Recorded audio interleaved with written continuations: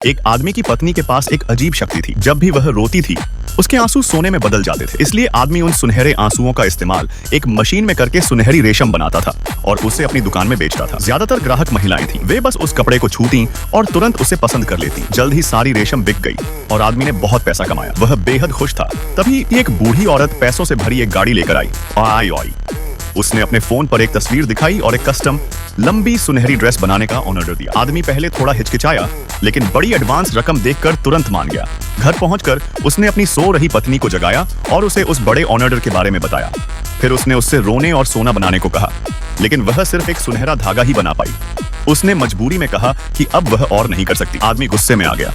उसने उसे रुलाने के लिए उसके सामने प्याज काटा, लेकिन खुद ही रोने लगा।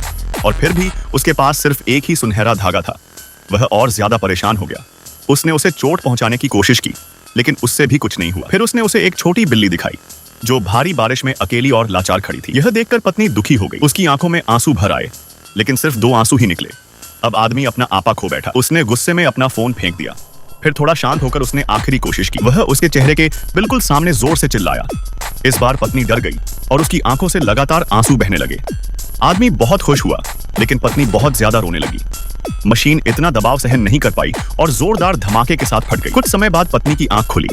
उसने देखा कि उसका पति सुनहरे धागों में बुरी तरह फंसा हुआ है। वह बिना कुछ कहे उसके ऊपर से गुजर गई, घर छोड़कर चली गई और सारा पैसा अपने साथ ले गई।